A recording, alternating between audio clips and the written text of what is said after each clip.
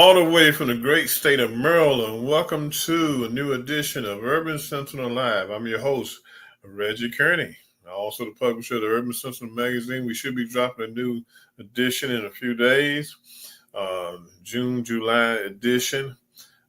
We've been kind of, a little slow this year in production, but we're going to get ourselves back together when it comes to the magazine.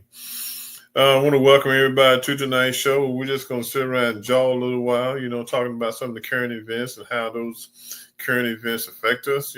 That's all. That's all we're going to do tonight, So I'm glad to be with you all tonight and ask for you all support. Tell your friends after you have watched this show tonight to go to YouTube and look for Urban Sentinel Live, POD TV. You also can catch the show on podtv.com. No, podtv.tv.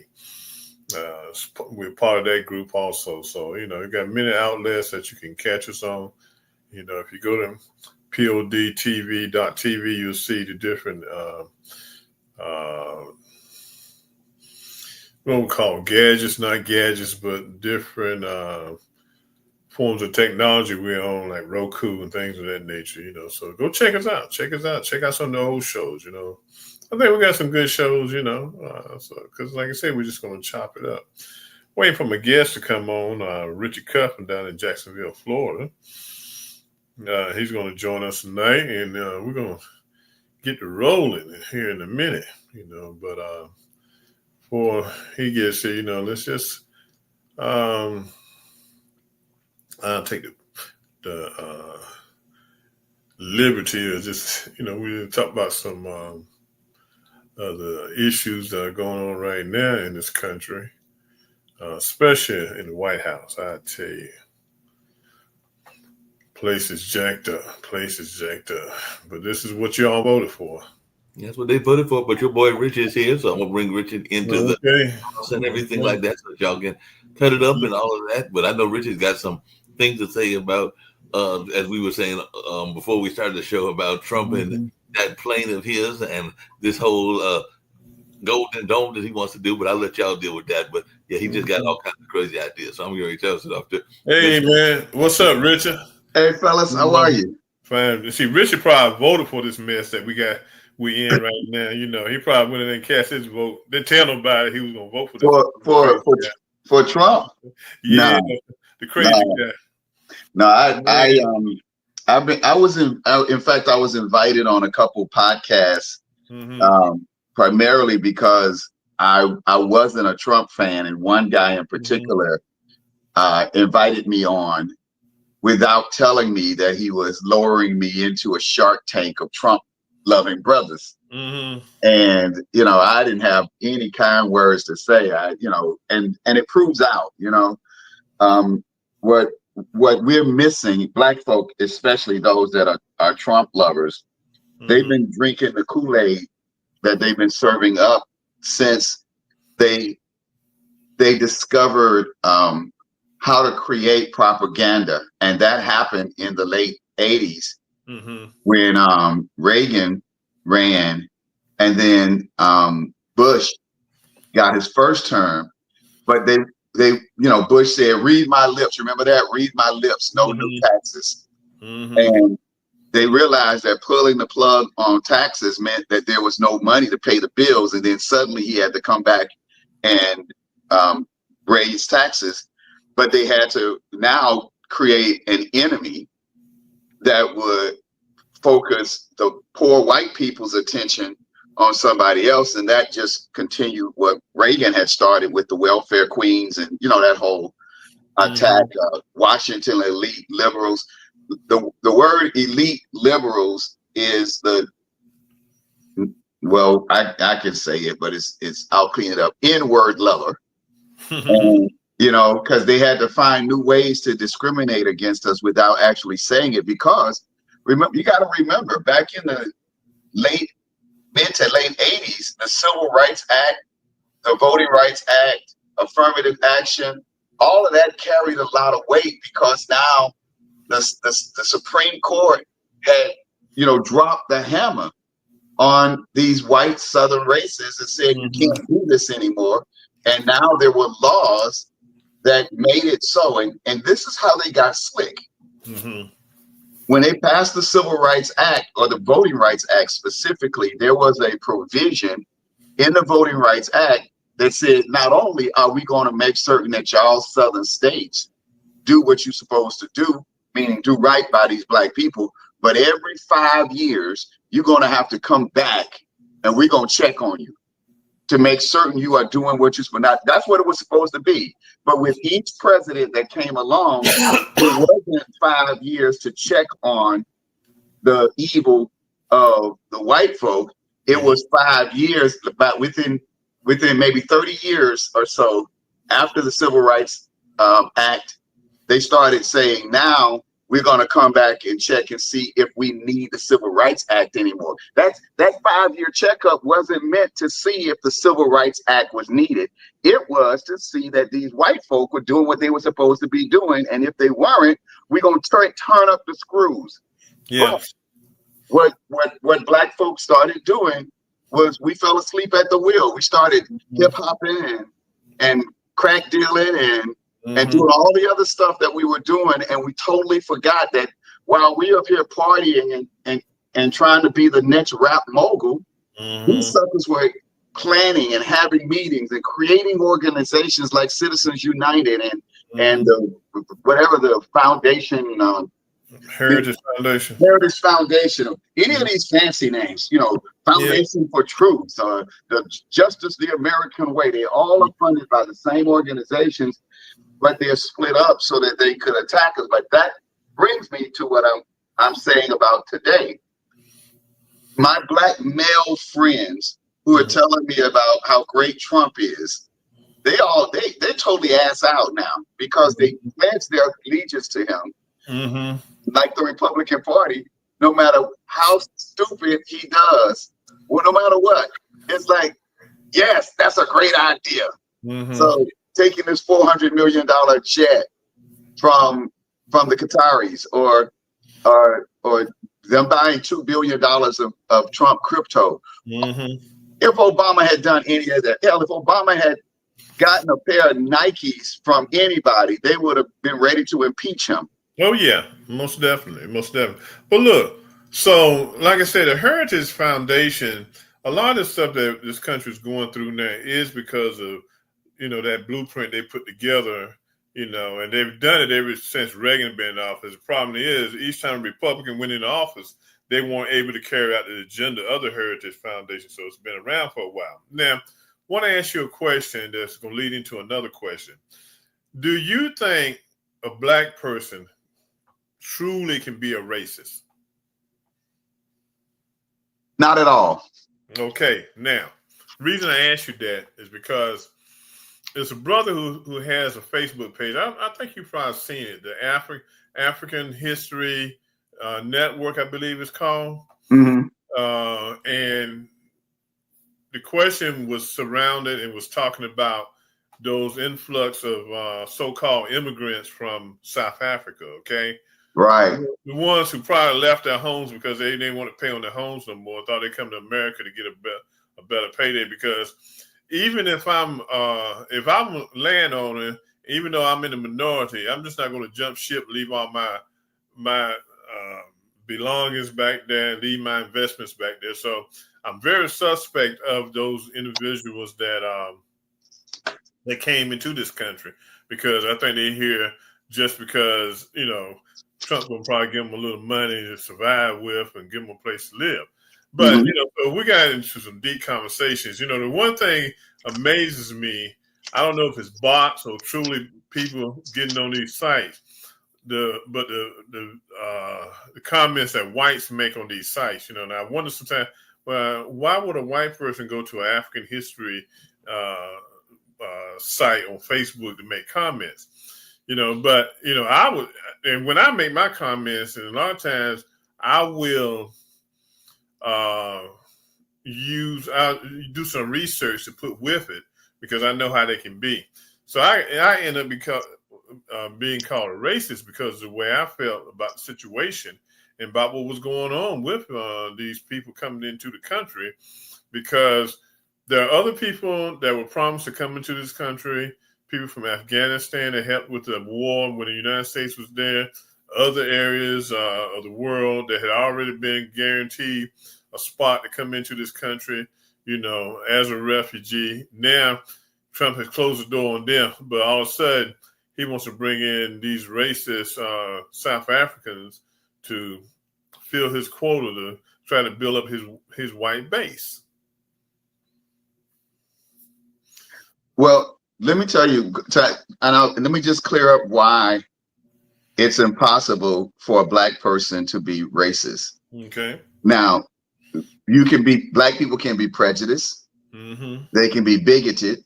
Mm-hmm. They can be ignorant, stupid, mm-hmm. all those things that come with racism. You can be all that. You can even hate another race. Mm-hmm.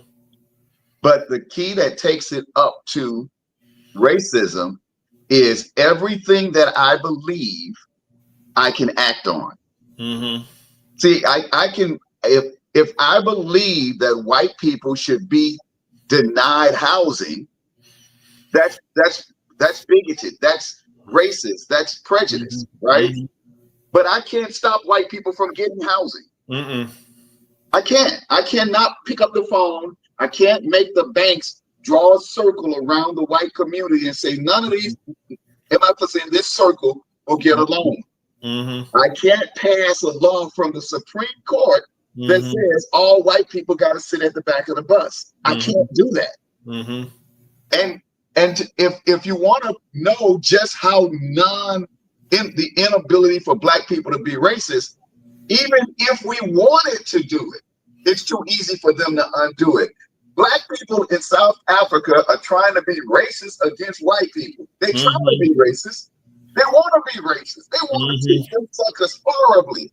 But what happens? Along comes another white man that can just pick them all up, put them on a spaceship, and move them to a new planet or a new country. The bottom line is, not only can we not be racist by doing evil things to them, even if we try to do evil things to them, they can easily be undone. That's the proof that black people cannot be racist. Now, look at how easy Trump is removing DEI from everything. Look at how easy he's taking books. He's firing the librarians. Anybody that looks black, he's able to do that. And not one black organization has raised up to say anything. Mm-hmm. That tells you that we are not only are we not racist, we do not have the juice, the power to be racist. Mm-hmm. And until we get the juice and the power to be racist, best we can do is be stupid, ignorant, and put the MAGA hat on and say some stupid stuff. But that wearing the MAGA hat don't make you racist. And besides that, when I get to the point to where I do have the power to exercise my, whatever my beliefs are over a group of people, especially white people, I ain't gonna be using it for that. I'm gonna pay off all my debts and be debt free. Once I wipe out these student loans, I'm good. I'm done. I ain't gotta worry about nobody else. Mm-hmm. So, but I think what we need to do is this. It's time now for us to put to bed the "we shall overcome" conversation. It's time for us to put to bed the "we got to fight racism." We know that. It's time to put to bed the we got to go to church and get to know Jesus, and Jesus need to save your soul, and all that other stuff that we've been doing for the last 350 years in this country. Mm-hmm. It's time now for us to shift gears and prepare for what's to come. Do you guys remember Tony Brown? Yeah. He was the man back in the late 70s and 80s, right? Yeah. And I remember when the desktop computer came out and everybody was doing all these stories about what the computer was going to do to change things. And Tony Brown said, with these computers, in one generation, we're going to be able to make up all that we've not had in all these years. The computer will allow us to catch up in one generation. Now, if that was true in 1980, and of course, while Tony Brown was saying that in 1980, the CIA was cooking crack and dumping it into our community with Ronald Reagan being behind it, selling drugs, taking that money, fighting the war in South America. So we know that the opportunity for us to take off and build our economy was harpooned by the CIA, by the federal government. Fast forward to today. If Tony Brown said with just a desktop computer coming out, and I got more equipment sitting here on my desk here in my room, I got an entire broadcasting network. I'll show you that real quick. It's a mess, but there it is. It's an entire broadcasting network. Computers got everything going on. Richard, I got a quick question for you along the lines of what you're talking about, and this is for both you and Reginald and everything, but we got an exhibit at Haytime, actually at my home studio today and everything along those lines, but it's about Booker T. Spiceley. He was a soldier that was killed in the 40s around the time of World War II because he did that whole notion of getting on the bus before and going to the front row well before Rosa Parks. So there was a whole case involving Herman Lee Council, who was the white guy that I think actually might have killed him if I remember the story correctly and everything. But this is where it comes interesting, and I'd love to hear your thoughts about this, Richard, is when they tried to get the papers, because, the Lewis Austin, the founder of the Carolina, well, one of the people behind the Carolina Times, I don't think he was the founder, he might have been the second person that was there in that paper and everything, but he was definitely involved in the civil rights struggle, had conversations with Martin Luther King, Malcolm X, and a number of other folks.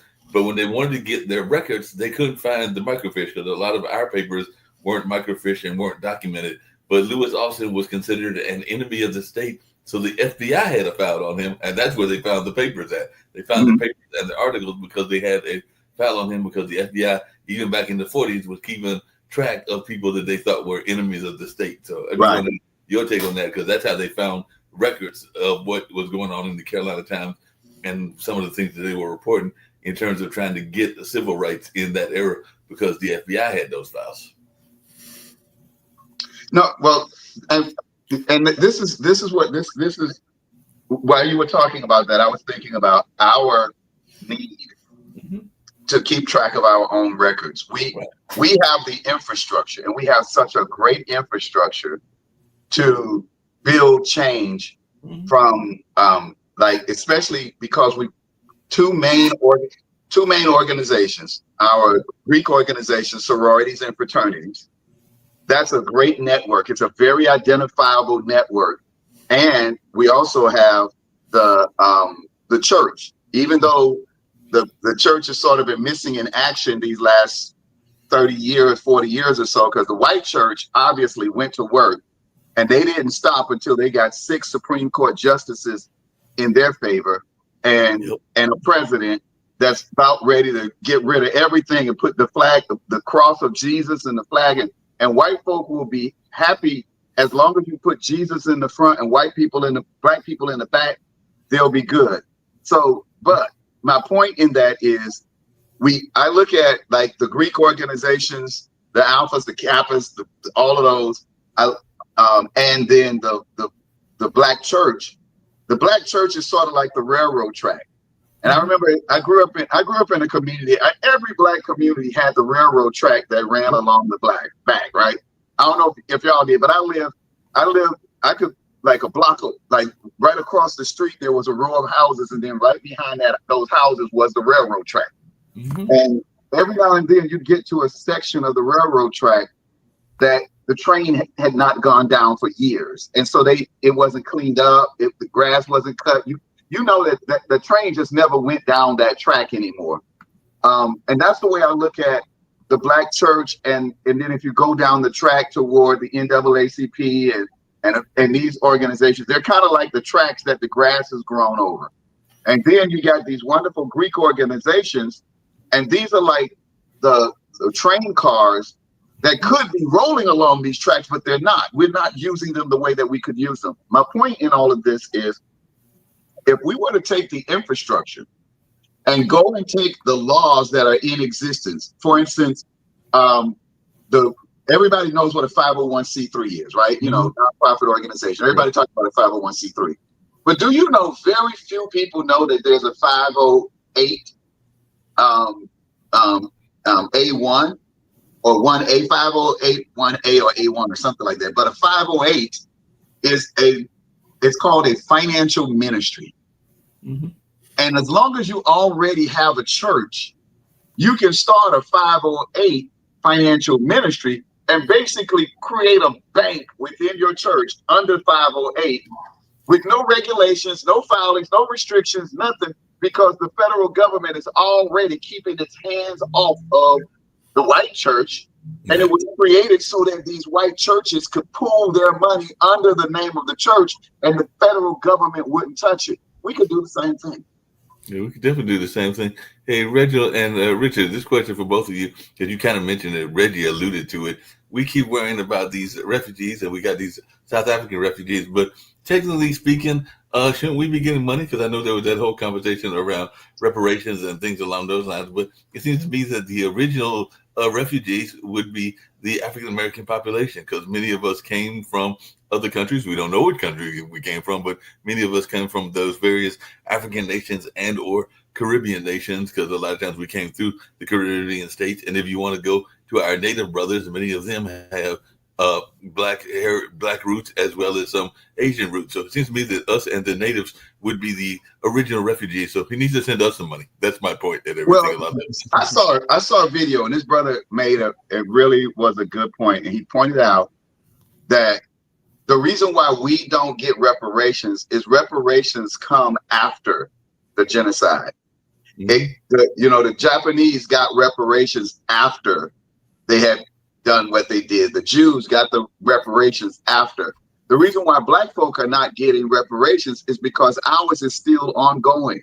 We haven't reached the end of them destroying us. We're still in chains. We're still being enslaved. We're still being. They don't want to give you it's like, why would we give you reparations when we still giving you the mess? We're not finished destroying you. That's why we don't have reparations, and it's an ongoing mindset. So not only do they not want to give us any money, they don't want to end the carnage. They still want to continue this process of destroying us. What we've got to do is recognize, and I always bring this up, guys, is number one, we've got $1.6 trillion in spending power. And if I had it on my screen, I'd show you a graph that our spending power has doubled every 10 years since 1960.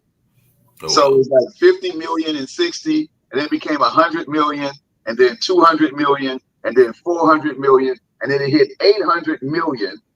And it was scheduled to hit 800 million in 2010. 2010.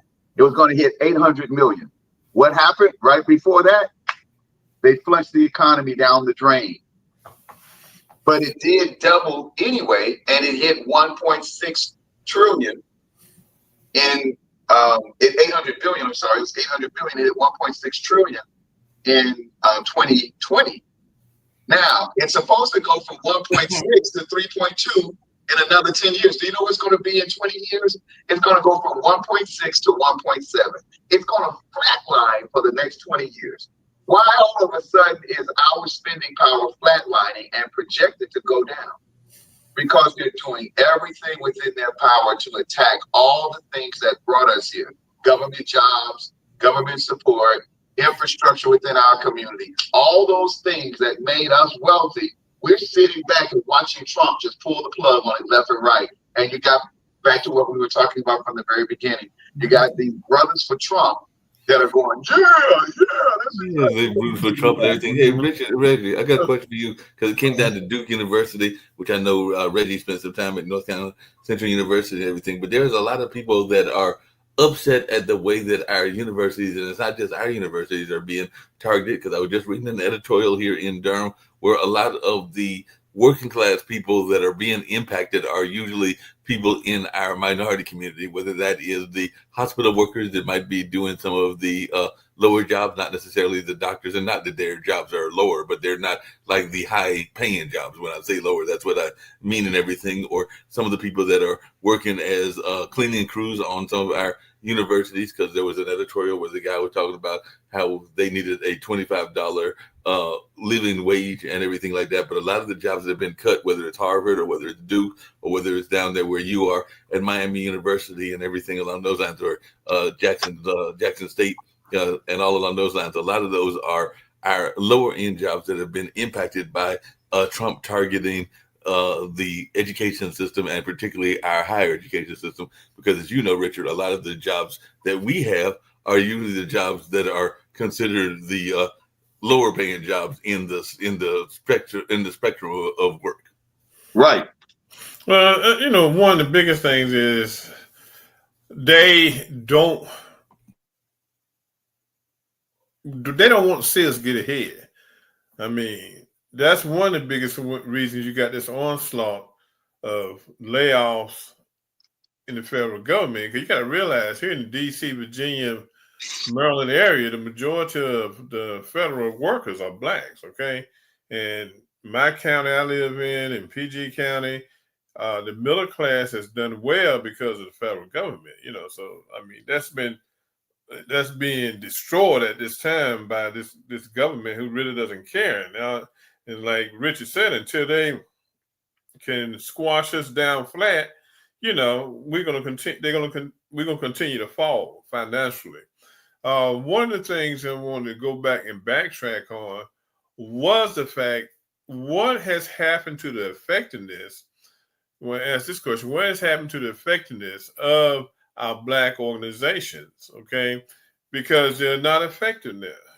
At one time, the NAACP would be all over some of this mess that 47 is doing in office. Especially when it comes to Medicaid and things of that nature. NAACP and other organizations would be all over it. You don't hear that anymore. Then what you have in the black church is the black church is based that has, in a lot of sense, in many instances, has walked away from the civil rights movement because, first of all, they worried about the 501 or 503C, their status and everything. They don't want to lose nonprofit status.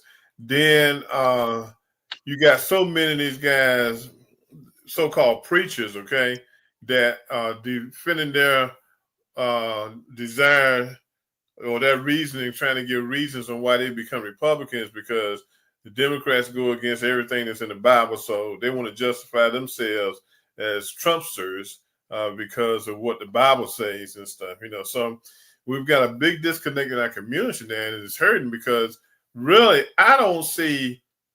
I always ask this question: who is leading the civil rights movement in the black community at this time in America? Who is leading the civil rights movement? Yes, we got Dr. Barber out there who, poor guy, the guy's working hard. He stays out there in pain, but he's out there. But after that, who is really running things? What about your brother from Maryland, the one that being put out candidate for president next year? Westmore? Yeah, Westmore. I mean, Wes, I like Wes. He's a good guy. But I don't think. I think next presidential election, the Democrats going to go with a white guy. Well, here is in fact in Jacksonville, we're about to launch a very big social experiment because Jacksonville is a really great city to do this type of a social experiment because we are a consolidated city, like where each of you all are. Mm-hmm. You probably have like 8 to 9 different cities within your county, mm-hmm. right? So you drive 20 minutes and you're into another city, right? If mm-hmm. 20 minutes east, north, south, east or west, you drive 20 minutes and you're in another city. Here in Jacksonville, you can drive an hour and you're still in Jacksonville. Mm-hmm. And the reason for that is back in 1960, all of the cities consolidated into one county. So Jacksonville and Duval County, that's why when you hear Duval, Jacksonville and Duval County are one and the same. And there's only three cities, 2 beaches and one city out west, Baldwin, these little white cities said, "Nah, we ain't gonna do that. We're not gonna put our eggs in that basket with all black people." But back in the '60s, they combined in one city, and so what that means is we got a city of about 800,000. I think we're just crossing 1 million people, but we've got 840 square miles of city. To put that into perspective, we just now crossing 1 million people in 840 square miles. The island of Manhattan, I think, sits on 14 square miles, and they got like 10 million people in that little bitty area. So Jacksonville has so much growth, but what black folk need to do is stop being Republican or Democrat. Be independent. Not independent. Independent is a party as well. But here is what we need to do is be what I say is I'm NPA, no party affiliated. So think about it this way, like the NFL. When you have no party affiliation, especially if you are strong, then your input will change the game for any one side. If you look at what happened with Shedeur Sanders and the draft, the only reason he got drafted at 144 is those owners did not want the circus that was going to come following him, because they know that for the next 4 or 5 years, the media is going to focus only on Shedeur Sanders. The same way the media only focused on Donald Trump. That's why Trump is the Shedeur Sanders of politics. He came in with, remember there were 17 other Republicans on the stage, and he gave a stupid name to all of them: Little Marco Rubio, Crooked Hillary, this and that, Pocahontas, and all of them, just one at a time, he picked them all up, because that power of being the independent influencer can tip the scale enough that everybody slides over to you. We were at one time that independent influencer. And I don't mean independent as a party. I mean totally separate. We were on the path to becoming the Freedmen Party from 1865 to 1877. And if you don't think that we were powerful, go and look at what happened during that period. We went from having zero representation before slavery, zero, nobody elected in office. And by the 1860, 1870, 1875, we got like 14 blacks in Congress. How did that happen?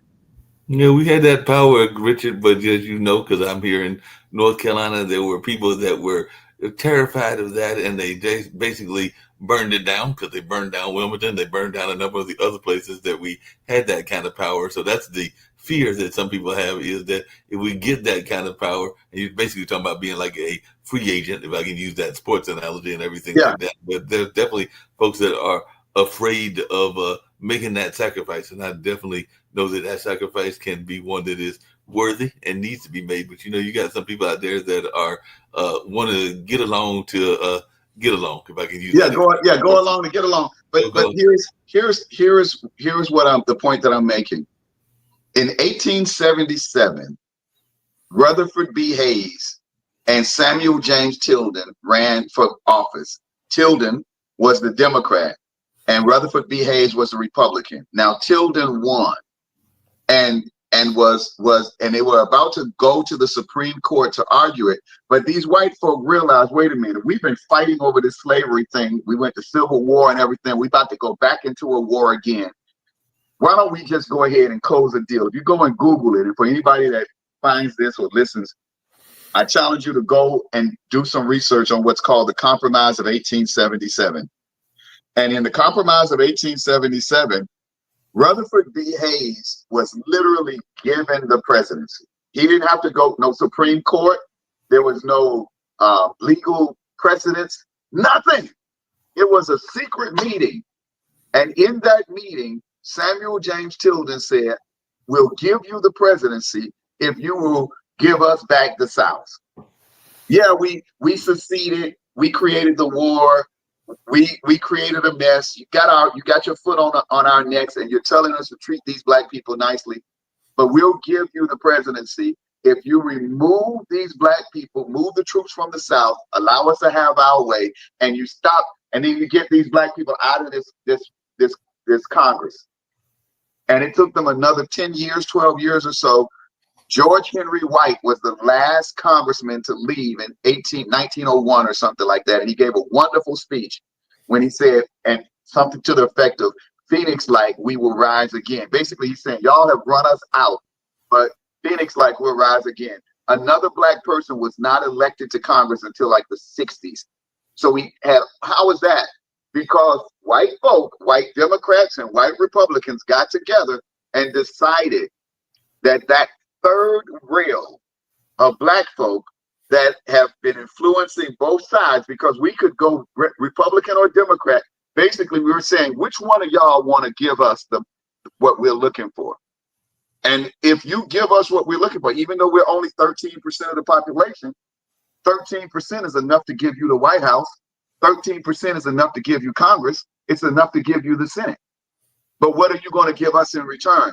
That's what we had from 1865 to 1877. That's why we got the 13th, 14th, and the 15th Amendments. And in that period, we got all of that. What did we get after that? Nothing. And that's because we don't recognize that our power is not in being Democratic or being Republican. Our power is in being a totally separate block of votes that are up for grabs. And we don't need to try and get another black president.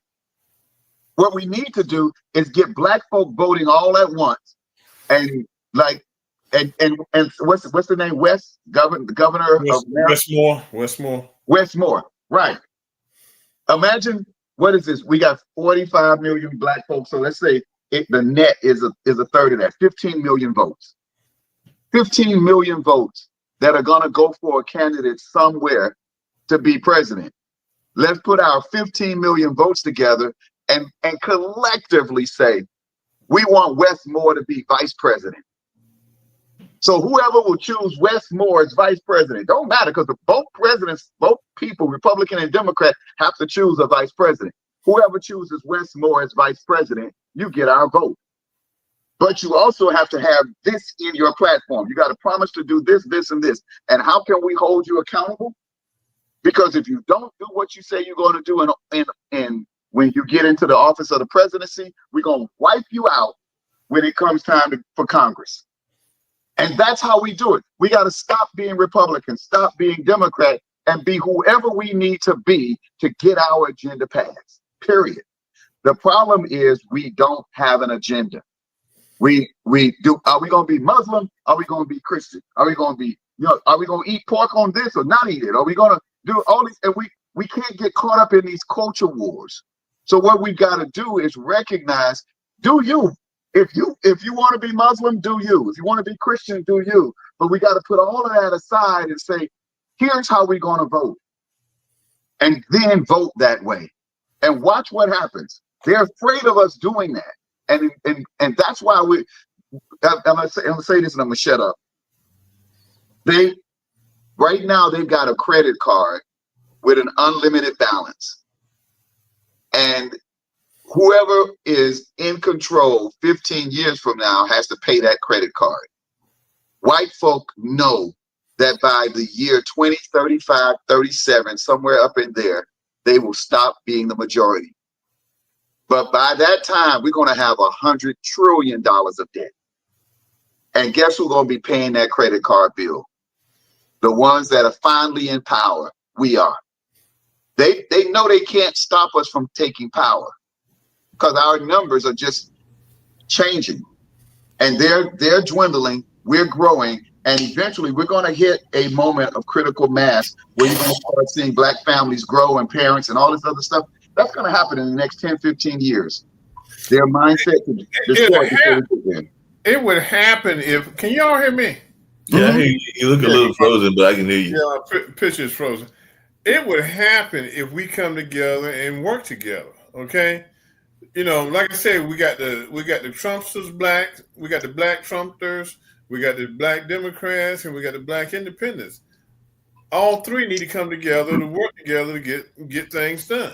But Reggie, you can't even get the Divine Nine to work together all the time, with the Sentinel Council and everything like that. So how are you going to get these organizations to work together. And this is for Richard too, when a lot of times they get caught up in their silos, for lack of a better term, and everything. And that's, I can even go to the social groups, as the ones like, and hopefully Reggie will come back, but hopefully the social groups like the Links and the Jack and Jills and the what's the other one, the Masons.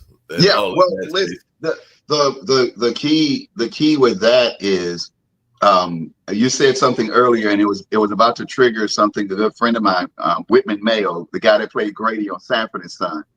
Right. I met him. I was 28 years old, on my way to being the Tyler Perry. Before Tyler Perry, I was doing church plays and productions 10 years before Tyler Perry. But when I met Whitman, and you said earlier, they won't, or they, and I remember my friend and I, Whitman asked us, what do we want to do? And she said she wanted her own TV show. And I said, I'm good at managing stuff from the background. And so he says, well, why don't you be a producer? He says, you should produce her show. Yeah. And we both started at the same time. They won't let us, they. Whitman stopped us and he said, who is this they? Right. And where does they live?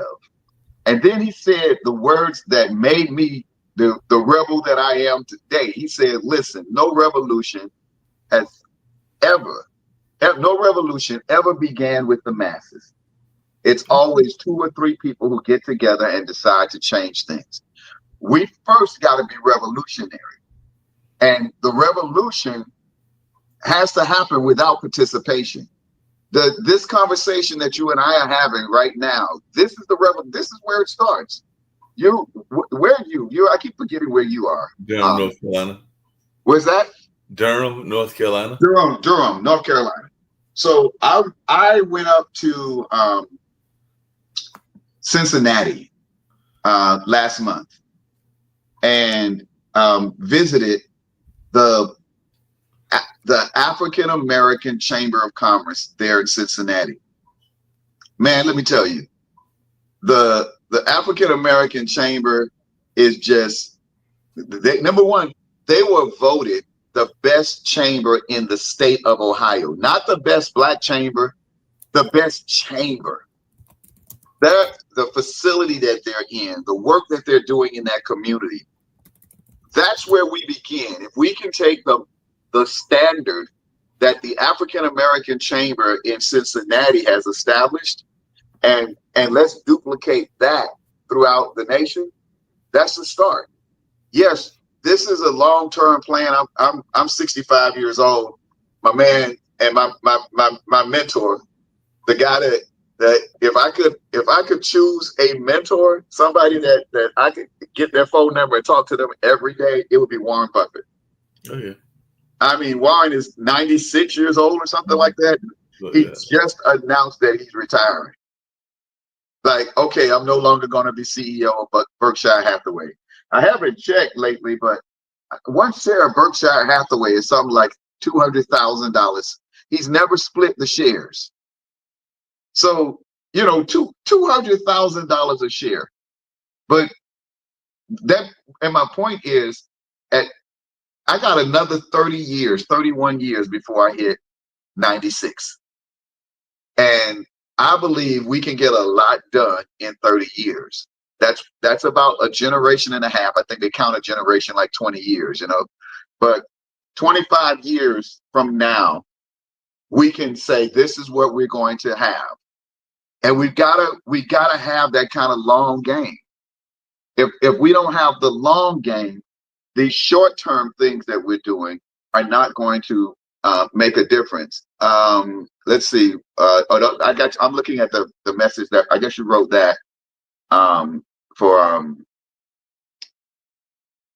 okay, so he's trying to see what's going on with his computer and everything like that. So just trying to check what's happening and that and everything. But what do you say, Richard, to those folks that have got that crab in the barrel mentality? Because I understand what you're doing in Florida. It sounds like a great project, and I know some people that are doing some similar stuff here, like our Black Chamber of Commerce and a number of other folks, even the folks that did Black August in the Park, which will be coming up in a few more months. And they the family actually used to own a Kenyan restaurant, and actually they still own they don't have a physical restaurant, but they have like a catering business now and everything. But I know the Ocellos have been involved in trying to build up black business. But you do have some people that got that crab in the barrel mentality, and if they see one successful business, they want to find all the reasons to tear it down or not support it. So what do you say to those folks who've got that crab in the barrel mentality? What I say is we have to begin. If we can't begin with the foundation being absolute love, right? So to the ones that have the crabs in the barrel mentality, I say, I love you. I start there. I start with, I love you, and you have a valid reason for feeling the way that you feel. I won't negate whatever it is that makes you feel the way you feel. I'm not negating that. And I'm not going to be any different to you than I would be anywhere else. When the Bible tells us love your enemy, it's not saying love your enemy for your enemy's sake. And that's the slave Bible that they got out there. That's the love your enemy is not about your enemy at all. Love your enemy is saying, don't let your enemy change the essence of who you are. Even your enemy, you should be the same person. The same love that flows from you when you're around your friends should be the same love that flows through you when you're around your enemy. Even your enemy should not change the essence of who you are.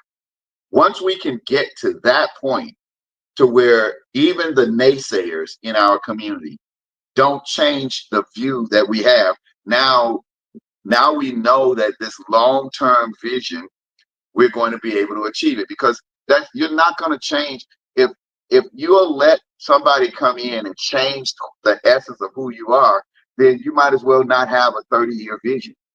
Because if they can change that, then the vision can change and all that other stuff. And when you're talking about bringing things into manifestation, especially from a higher realm and something that's been promised, I believe our ancestors somehow saw us today. There's certain verses in the Bible that tell you that it's in the Bible. And I truly believe that the name of Twitter was changed just so that it wouldn't bring this verse to fruition, and they're trying to stop it. The Bible says, be careful what you say about the king in your bedchamber, for a little bird may take the matter and tell it. That was written thousands of years ago. Right. And it was saying, be careful what you say about the king in your bedchamber, for a little bird may go and tell the matter. That bird is Twitter. The logo for Twitter is a little bird. Yeah, it's a little bird. That's their logo. That's their logo for sure. Yeah. What do you say for? Oh, there you go. Let's see if I can bring him in on this one. There we go. Yeah. There we go. I got you on the other one. I get you on the first one, so I see you on the phone. So something was going on there and everything. Hey, and I know we're winding down, but we got Reggie back. But what do you say to the folks, Richard, that get caught up in the men? Reggie, you were talking about this earlier, in the nuanced stuff that's going on and the new toys that Trump is getting, because some people are all excited by Trump's new airplane that he spent all this money on, and now they're excited or not excited about this Golden Dome, and we really have no control over what the administration spends money on and everything like that. So what do you say to the people that are either excited or not excited by these new Trump toys? I mean, he already had crypto, and he also had his own Bible that he was out there selling, because at the end of the day, the man is a true carny and a true salesman. Yeah. He's the way that I look at it is we've got to treat what's going on in Washington like the raindrops on a tin roof. It makes a lot of noise. What we need to be concerned about is whether the roof is leaking, and meaning we got to take care of our house. And Reggie, while you were away, I shared with Mark what my good friend Whitman Mayo, and I may have mentioned it to you, played great in Sanford and Son. He said, who is this they? Where does they live? And then he said, no revolution ever began with the masses. It's always 2 or 3 people who get together and decide to change things. And I look at it this way. I think that this conversation here is all that's needed to begin to start making this change. And I'll continue to encourage you guys. I'd love to have an hour conversation away from the podcast. I'd love to have a strategy session that, actually takes what we've got. We've got right now, I'm reading Urban Sentinel. Reggie, that's how I met you, talking about the Urban Sentinel and how I saw that. In fact, we'll come back and revisit that conversation, because I think I met you just before COVID hit. Yeah. And then COVID ran a steamroller through all my plans. And then in 2021, my wife passed away. But we're, this month was a month of really restructuring. What I want to go back and say this before we wrap up. When I was talking about Tony Brown and what he said in 1980 was so powerful that because of the computer in one generation, and what Tony Brown didn't see at that moment, he was talking about the shift from Web 1 to Web 2. Web 1, if you guys remember AOL and the dial-up sound, and basically all you did back then was just go to somebody's website and read what was on the website. That was big back then.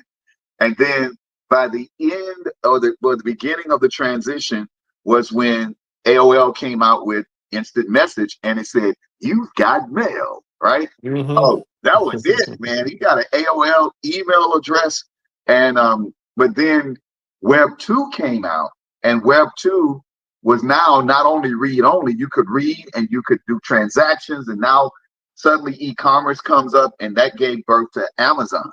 Well, that was right around the time that Tony Brown was talking about. The problem is we as Black people didn't jump on the Amazon train. We just became consumers. We've been continual consumers. So now Amazon is selling us the stuff. Facebook, Twitter, Instagram, they're all selling us the stuff, and we're buying it, and we got a 1.6 trillion to spend. Well, now comes Web 3. Web 3 is going to combine blockchain technology, artificial intelligence, and crypto finance. And when that happens, what's going to take place is you're going to have a crypto wallet. Your smartphone is probably going to get a little bit smaller, or it's going to be like a smartphone, maybe about half this size, but it's going to be a crypto wallet.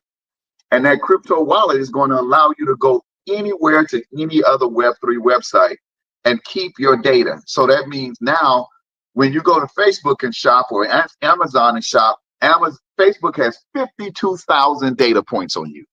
There are 52,000 things they know about you.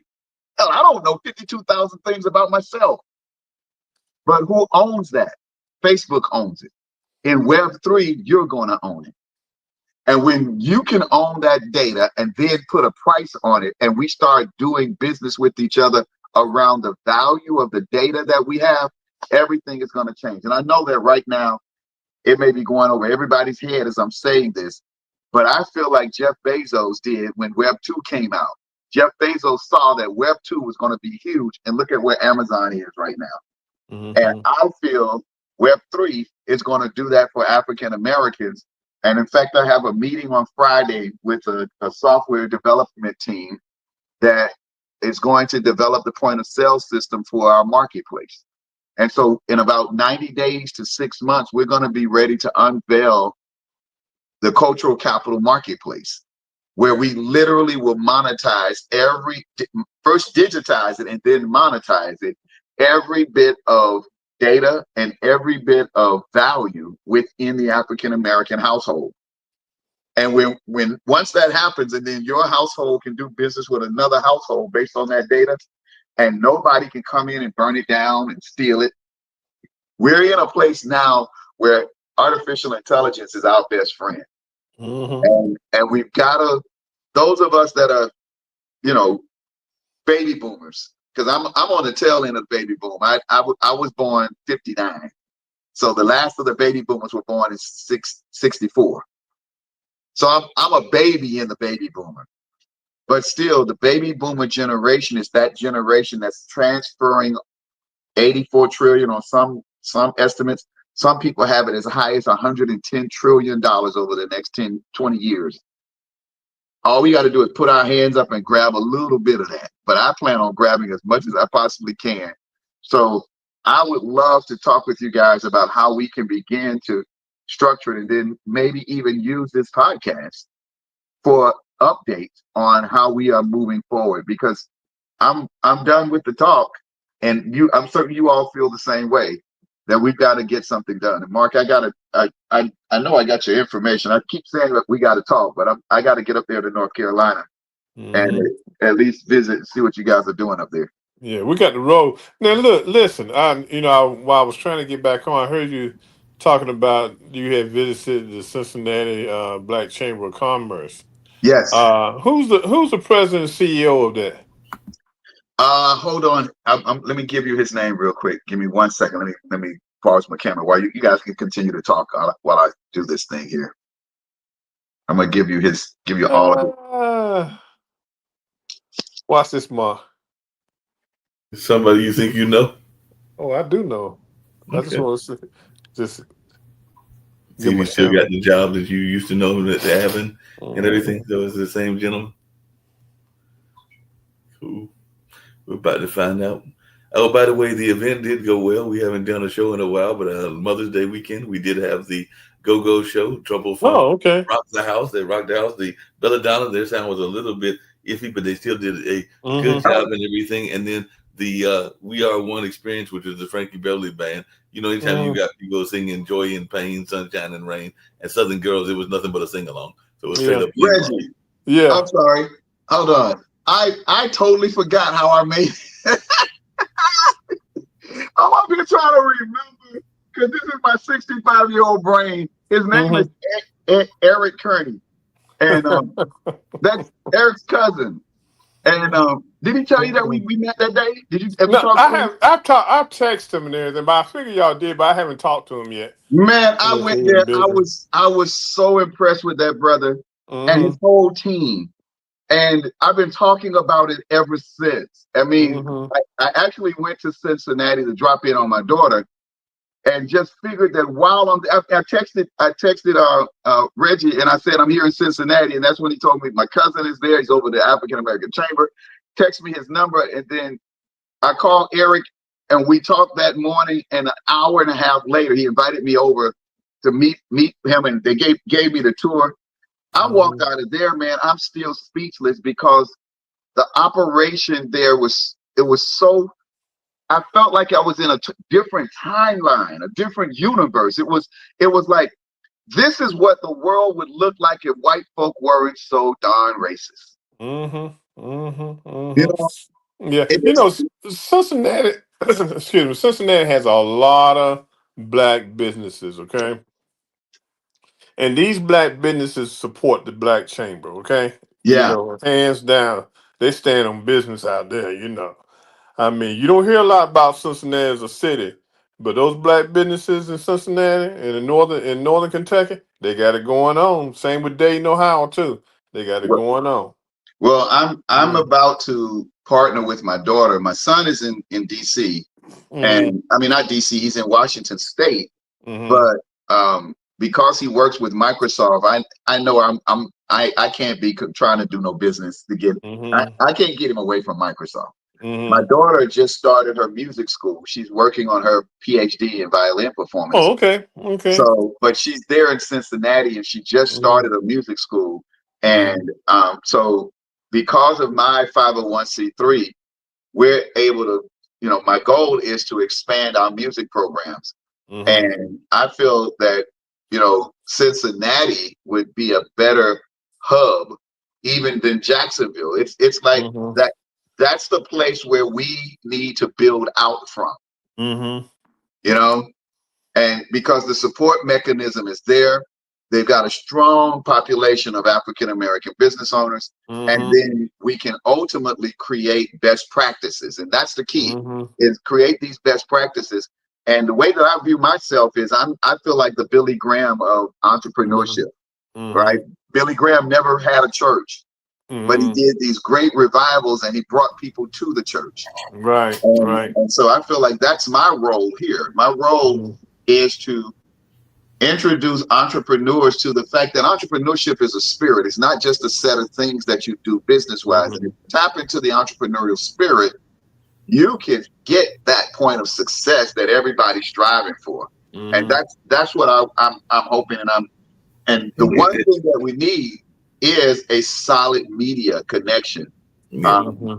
So I just recently started a new multimedia company, and we'll come back and talk about Urban Sentinel connecting to that. Okay. Well, I know you're going to wrap up, Reggie, and everything, but entrepreneurship is also a journey, because I know that one of my classmates, he was one of the original presidents of a major company, and I just found out today that company has now gone bankrupt. And it was a white-owned company and everything like that, but what used to be called Cree, which made their money in LED lights, and they sold their LED light business. They then became Wolfspeed, and Wolfspeed just filed for bankruptcy earlier today and everything like that. So that was a major blow. So we'll see what happens in our economy, because they were a major employer as well. Not as big as Duke, but they were a major employer. Well, certain things, we're at a point of transformation, and more money is made in times like this than ever, because those that have their hands on it loosen it just long enough to make the transition. And some people transition and end up right back where they started. Like, oil companies are buying up the infrastructure for electric vehicles, and at some point, Exxon and Shell and all of those are going to say bye to the oil business, and next thing you know, they're owning the electric. So one other company, what's the company? It's Skype. There's these Skypes going out of business, and they're gone. Yeah, Skype at one time had 300 million subscribers. So these are times. The times are changing, man, and we've got to now get behind Black-owned businesses that can step up and be the next Skype, and be the next Amazon, and be the next. And we got to stop being consumers and become investors. Yeah. Okay, guys, look, we got to roll and everything. It's been real. Enjoy talking to you all tonight. We got to continue this on. Like I said, the three of us, we got to get together one afternoon and, chop it up, and talk about it and see where we can go.